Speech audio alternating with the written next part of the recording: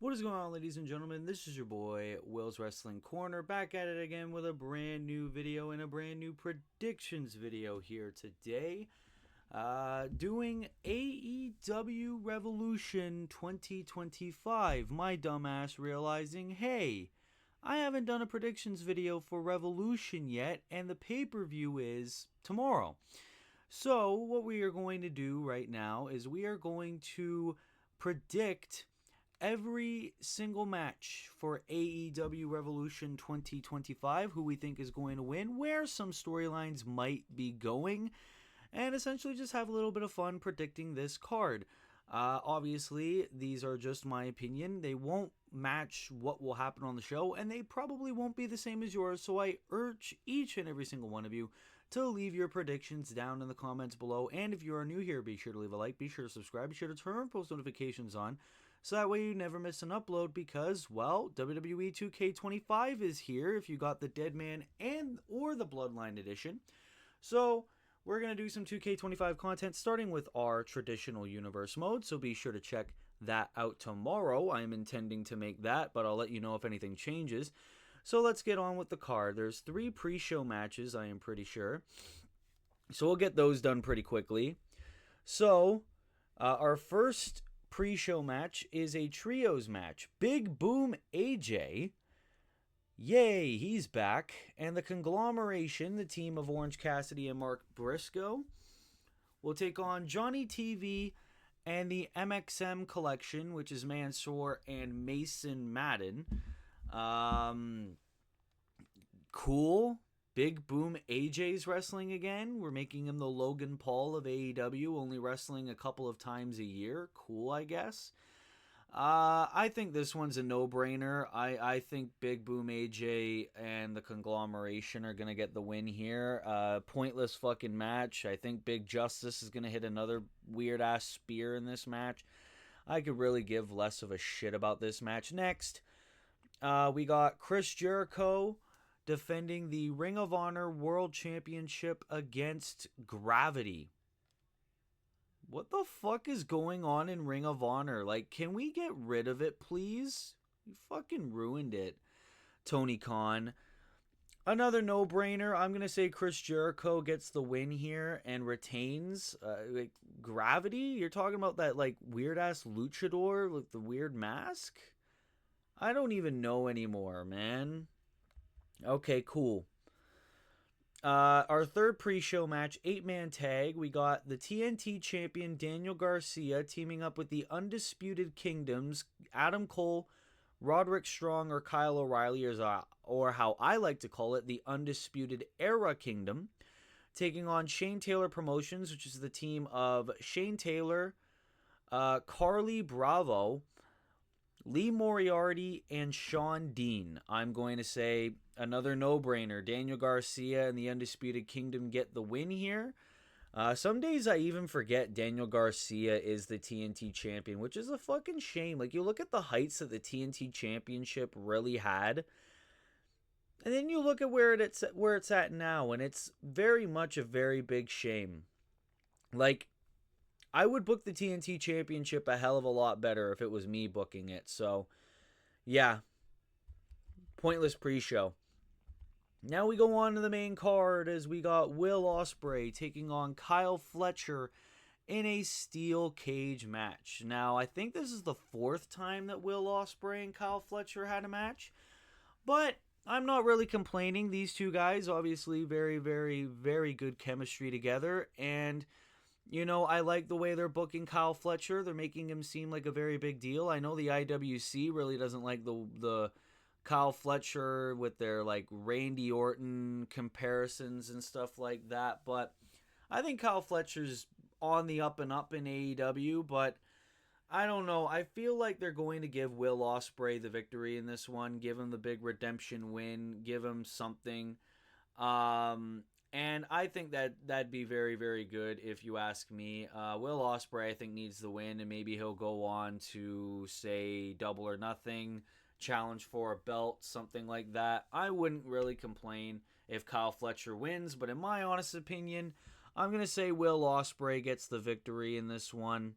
and maybe we'll get that whole Don Callis family saga over with in terms of Will Ospreay. I think he gets the victory in this match.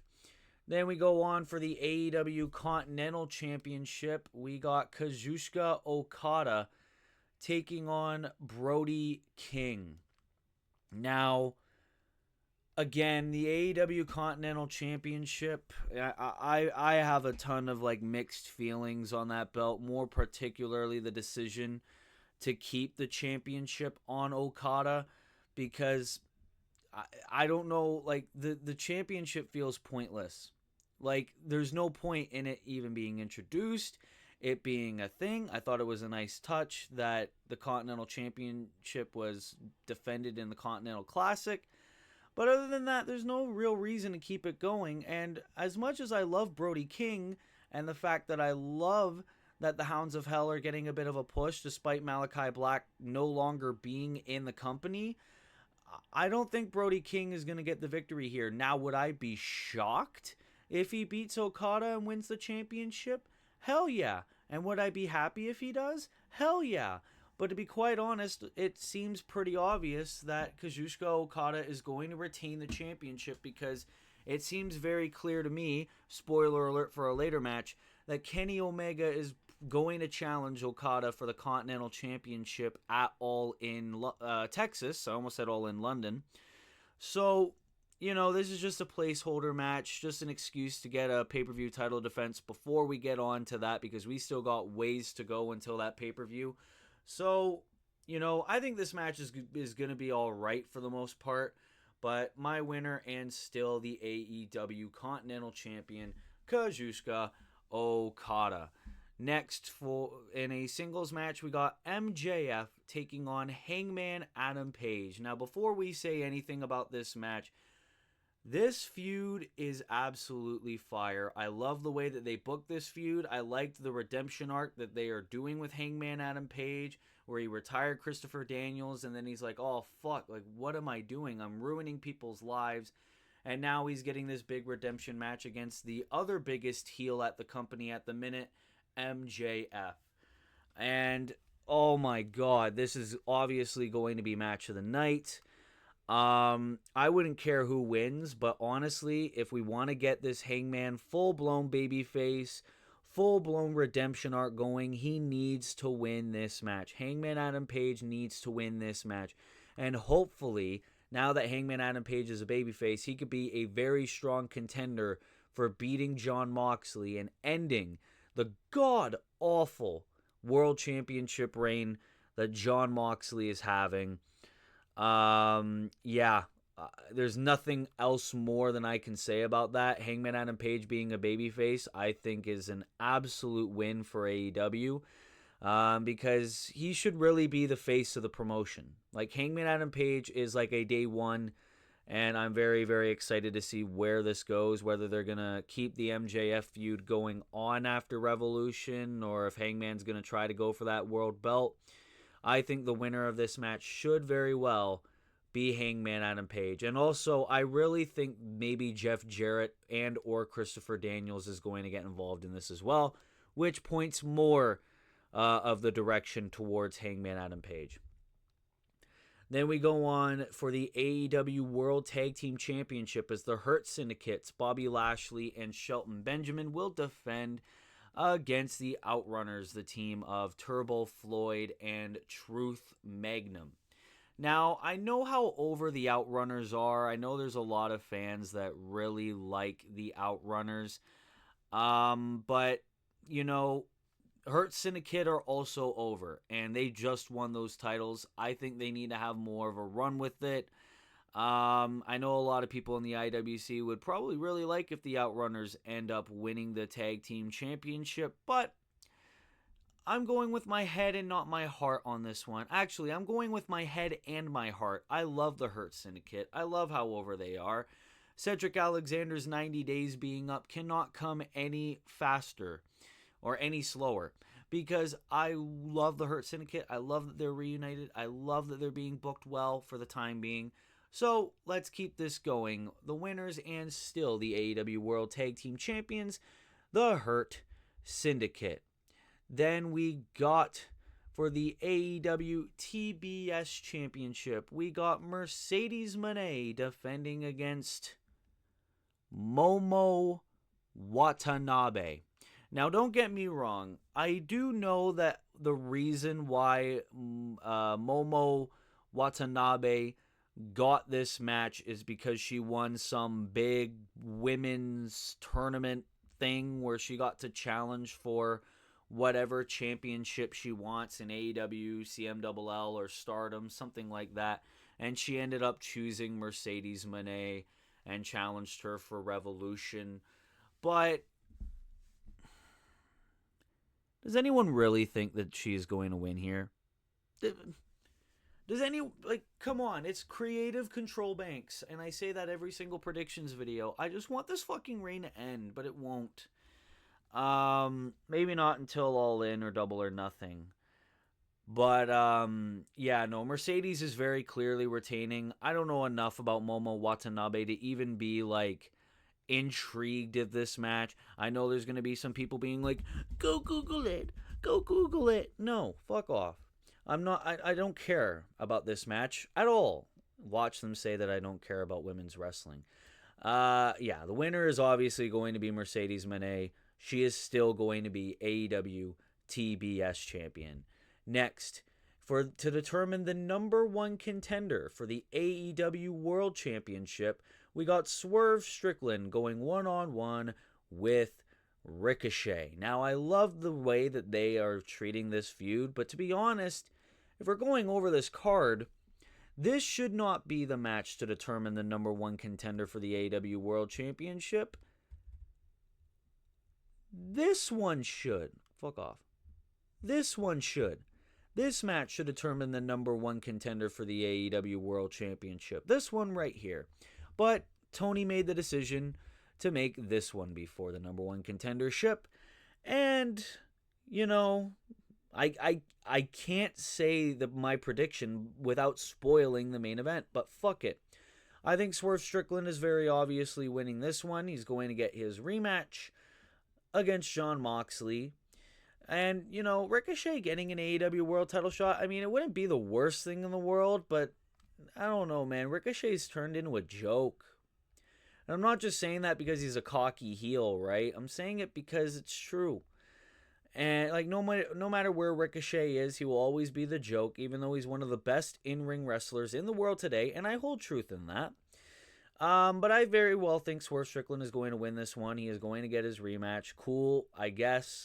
Maybe Double or Nothing we're going to get that match, or maybe a special episode of Dynamite. Yeah, I think that's all right. So, yeah, number one contender, AEW World Championship. Give it a Swerve Strickland. Then a Falls Count Anywhere match for the AEW Women's World Championship. The match being booked as... Sorry, I got something in my eye. The match being booked as the Hollywood Ending. We got Timeless Toni Storm defending the championship against Mariah May. Now, obviously, Toni Storm won that championship back at Grand Slam Australia. I see no reason for her to just be a short reigning champ. Unless they just wanted it to be like, Toni Storm, the first ever 4-time AEW Women's World Champion. You know what I mean? Stuff like that. No, you shouldn't just have her win that belt just to give her the stat and then give it back to Mariah May. Especially since I feel like there's a lot better heel women to take that championship off Toni Storm in that division. So, yeah, I'm going to say Toni Storm retains here, and, these women are obviously going to cook, especially with it being Falls Count Anywhere stipulations.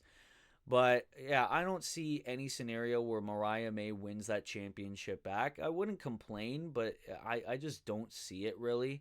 So, the winner and still AEW Women's World Champion, Timeless, Toni Storm. Then we go on for the AEW International Championship as Konosuke Takeshita will defend the championship against Kenny Omega.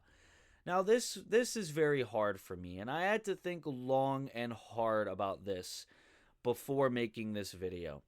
Because, Kenny Omega came back from a life-threatening illness. Let's not kid ourselves here. But, I with that whole confrontation with Okada when Kenny Omega came back, all fingers point to Omega dethroning Okada and not Omega dethroning Takeshita.